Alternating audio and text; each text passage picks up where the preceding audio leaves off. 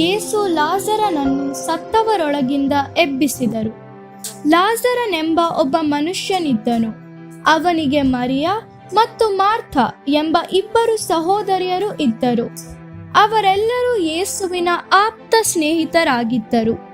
ಒಂದು ದಿನ ಲಾಜರನು ತುಂಬಾ ಅಸ್ವಸ್ಥನಾಗಿದ್ದಾನೆ ಎಂದು ಯಾರೋ ಒಬ್ಬರು ಯೇಸುವಿಗೆ ತಿಳಿಸಿದರು.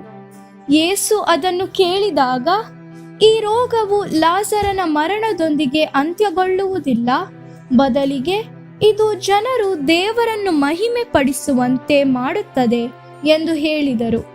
ಯೇಸು ತಮ್ಮ ಸ್ನೇಹಿತರನ್ನು ಪ್ರೀತಿಸಿದಾಗ್ಯೂ ಆತನು ತಾವಿದ್ದ ಸ್ಥಳದಲ್ಲೇ 2 ದಿನಗಳ ಕಾಲ ಕಾದಿದ್ದರು. ಆ 2 ದಿನಗಳಾದ ನಂತರ ಅವರು ತಮ್ಮ ಶಿಷ್ಯರಿಗೆ, ನಾವು ತಿರುಗಿ ಜುದೇಯಕ್ಕೆ ಹೋಗೋಣ ಎಂದು ಹೇಳಿದರು. ಆಗ ಶಿಷ್ಯರು, ಗುರುವೇ, ಸ್ವಲ್ಪ ದಿನಗಳ ಹಿಂದೆ ಅಲ್ಲಿನ ಜನರು ನಿಮ್ಮನ್ನು ಕೊಲ್ಲಬೇಕೆಂದು ಬಯಸಿದ್ದರು ಎಂದು ಉತ್ತರಿಸಿದರು.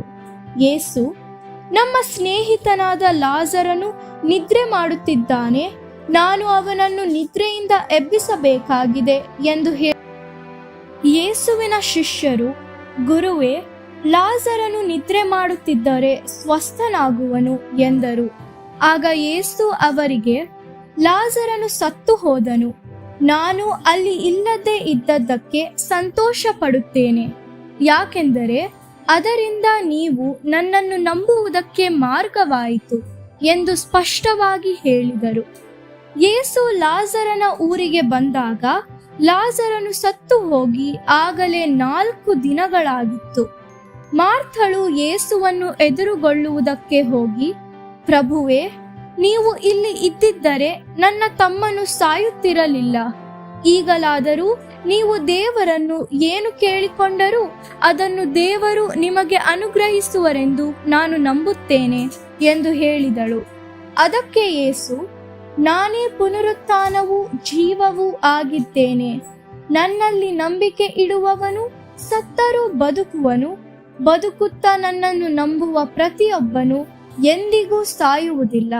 ಇದನ್ನು ನೀನು ನಂಬುತ್ತೀಯೋ ಎಂದು ಕೇಳಿದರು. ಆಗ ಮಾರ್ಥಳು, ಹೌದು ಪ್ರಭುವೇ, ನೀವೇ ಅಭಿಷಿಕ್ತರಾದ ಲೋಕೋದ್ಧಾರಕ, ದೇವರ ಪುತ್ರ ಎಂದು ನಾನು ನಂಬಿದ್ದೇನೆ ಎಂದು ಉತ್ತರ ಕೊಟ್ಟಳು. ಆಗ ಮರಿಯಳು ಬಂದು ಯೇಸುವಿನ ಪಾದಕ್ಕೆ ಬಿದ್ದು, ಪ್ರಭುವೇ, ನೀವು ಇಲ್ಲಿ ಇದ್ದಿದ್ದರೆ ನನ್ನ ಸಹೋದರನು ಸಾಯುತ್ತಿರಲಿಲ್ಲ ಎಂದು ಹೇಳಿದಳು. ಯೇಸು ಅವರಿಗೆ, ನೀವು ಲಾಜರನನ್ನು ಎಲ್ಲಿ ಇಟ್ಟಿದ್ದೀರಿ ಎಂದು ಕೇಳಿದರು. ಅವರು, ಸಮಾಧಿಯಲ್ಲಿಟ್ಟಿದ್ದೇವೆ, ಬಂದು ನೋಡಿ ಎಂದು ಹೇಳಿದರು. ಆಗ ಯೇಸು ಅತ್ತರು. ಆ ಸಮಾಧಿಯು ಒಂದು ಗವಿಯಾಗಿತ್ತು. ಅದರ ಬಾಯಿಗೆ ಒಂದು ಕಲ್ಲನ್ನು ಮುಚ್ಚಲಾಗಿತ್ತು. ಯೇಸು ಸಮಾಧಿಯ ಬಳಿಗೆ ಬಂದು ಅವರಿಗೆ, ಕಲ್ಲನ್ನು ತೆಗೆಯಿರಿ ಎಂದು ಹೇಳಿದರು. ಆದರೆ ಮಾರ್ಥಳು, ಅವನು ಸತ್ತು 4 ದಿನಗಳಾದವು, ದುರ್ವಾಸನೆ ಇರುತ್ತದೆ ಎಂದು ಹೇಳಿದಳು. ಯೇಸು, ನಿನಗೆ ವಿಶ್ವಾಸವಿದ್ದಲ್ಲಿ ದೇವರ ಮಹಿಮೆಯನ್ನು ಕಾಣುವೆ ಎಂದು ನಾನು ಹೇಳಲಿಲ್ಲವೇ ಎಂದರು. ಆಗ ಕಲ್ಲನ್ನು ತೆಗೆದು ಹಾಕಲಾಯಿತು. ಆಗ ಯೇಸು ಕಣ್ಣೆತ್ತಿ ಪರಲೋಕದ ಕಡೆಗೆ ನೋಡಿ, ತಂದೆಯೇ, ನೀವು ನನಗೆ ಕಿವಿಗೊಟ್ಟಿದ್ದಕ್ಕಾಗಿ ನಿಮಗೆ ಕೃತಜ್ಞತೆಯನ್ನು ಸಲ್ಲಿಸುತ್ತೇನೆ. ನೀವು ನನಗೆ ಯಾವಾಗಲೂ ಕಿವಿಗೊಡುತ್ತೀರಿ ಎಂದು ನನಗೆ ತಿಳಿದೇ ಇದೆ. ಆದರೂ ನೀವೇ ನನ್ನನ್ನು ಕಳುಹಿಸಿಕೊಟ್ಟಿರುವಿರಿ ಎಂದು ಇಲ್ಲಿ ನಿಂತಿರುವ ಈ ಜನರೆಲ್ಲರೂ ನಂಬುವಂತೆ ಅವರಿಗೋಸ್ಕರ ಈ ಮಾತುಗಳನ್ನಾಡಿದ್ದೇನೆ ಎಂದು ಹೇಳಿದರು. ಅನಂತರ ಯೇಸು, ಲಾಜರನೇ, ಹೊರಗೆ ಬಾ ಎಂದು ಕೂಗಿದರು. ಸತ್ತಿದ ಲಾಜರನು ಹೊರಗೆ ಬಂದನು. ಅವನು ಇನ್ನೂ ಶವವಸ್ತ್ರದಿಂದ ಸುತ್ತಲ್ಪಟ್ಟವನಾಗಿದ್ದನು.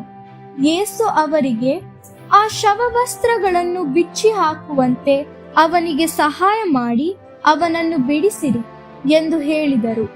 ಈ ಅದ್ಭುತದ ನಿಮಿತ್ತವಾಗಿ ಅನೇಕ ಮಂದಿ ಯಹೂದ್ಯರು ಯೇಸುವನ್ನು ನಂಬಿದರು. ಆದರೆ ಯಹೂದ್ಯರ ಧಾರ್ಮಿಕ ಮುಖಂಡರು ಯೇಸುವನ್ನು ದ್ವೇಷಿಸಿದರು. ಅವರು ಯೇಸುವನ್ನು ಮತ್ತು ಲಾಜರನನ್ನು ಕೊಲ್ಲುವುದು ಹೇಗೆ ಎಂದು ಸಂಚು ರೂಪಿಸಲು ಒಟ್ಟಾಗಿ ಕೂಡಿ ಬಂದರು.